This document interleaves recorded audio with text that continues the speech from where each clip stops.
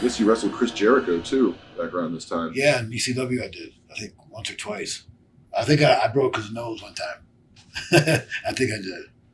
What do you remember about those matches with him? I broke his nose. He is good. I liked him. He was real good. But it gave him legitimacy when I broke his nose to show how he was tough and he could still keep moving. Because I think the match before that, he did a weak chair shot and people booed him. And so he didn't get the respect the first match in. And I think when I broke his nose, he got some respect. You know, everyone always brings up the match you had with Chris Benoit. How did you guys feel when you were working with each other? It was good. I brought him in the EC. I wrestled him for Dennis Cortelluzzo in New Jersey, and then the next week or the next month I was wrestling in ECW, and I asked Chris if he wanted to come. He said yeah. So I brought Chris into ECW to wrestle me and ended up breaking my neck. That was funny. And that was right in the beginning of the match too, right? Yeah. I had a good match with him in New Jersey. So Paul goes, so you want to wrestle? I said, you ever heard this guy called Chris Benoit? And Paul kind of didn't, but he kind of did. And he goes, yeah, I love him. I said, you don't even know who he is. But anyways, we brought him in and he loved him. Did you know instantly too that your neck was broken? Oh yeah, it wasn't maybe. It snapped. It popped like a firecracker. And the thing was, he went to throw me, and I was supposed to land on my stomach. Boom. But when he threw me, my legs kept climbing up, and when I was in the air, I ended up being upside down in the air, and I come down on my hands, but I used one of my elbows because I had a broken finger. I didn't want to put my hand down, so I did like this, and that crunched me. If I wouldn't have got that, it probably would have severed my spinal cord. How far did that set you back when that happened? It didn't set me back at all. It was a pain in the ass for about 20 years, but it didn't set me back at all. You have to imagine what like the average person's thinking when they hear that. Like, oh, you just had a broken neck, no big deal. Well, it was a compression fracture. It wasn't a sever. I didn't sever my spine like Hayabusa did. It was compression fracture, so the vertebrae were cracked. So it wasn't like a broken neck. It was just considered a broken neck.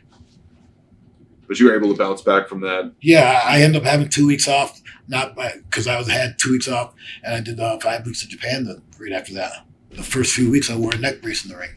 It was scary because I was having like electric shocks, shit all through my body, and every now and then, like my arm would give out. This right arm would give out. It still does. Like ever since I broke my neck, it did a nerve in my neck, and where this thumb don't work. So messed up the nerve endings almost. Yeah.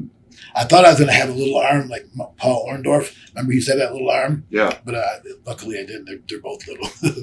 A dead nerve or something that killed his arm. But it was still strong. It just didn't look like it.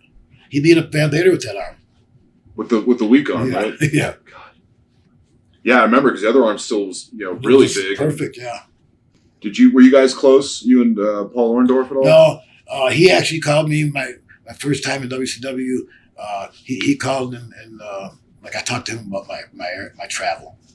I was there when he got in the fight with Van Vader. I was in the hallway.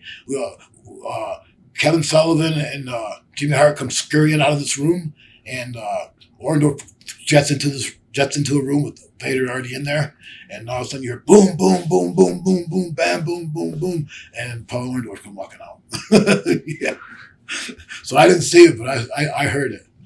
What was the reaction after that? It was probably a big deal having an agent, Nobody said a word, and Vader wanted to kill himself or something like that.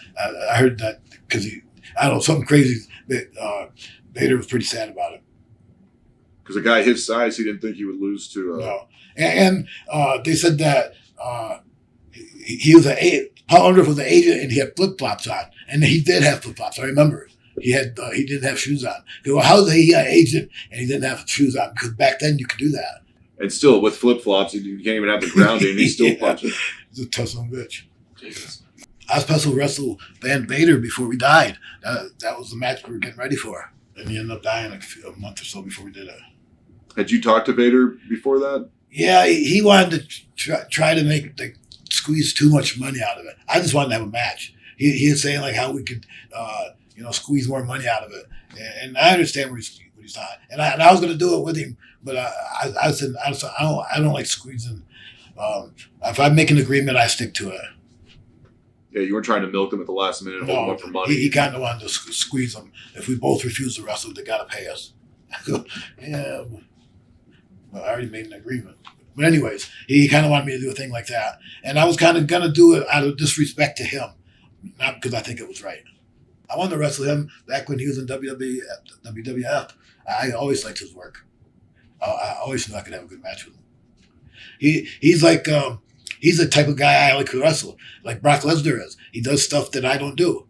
And so that makes it a good match. It's not like one-upping each other. He does something and I do something totally different, and it makes it for a good match. And it's almost not a David Goliath thing, but in a way, he's the. Yeah, but I because he's such a big guy, he doesn't fly, he's such a big guy, I don't powerbomb him. So there's certain things I can't do and don't do, certain things he shouldn't do and don't do. And the things he should do will look good against me.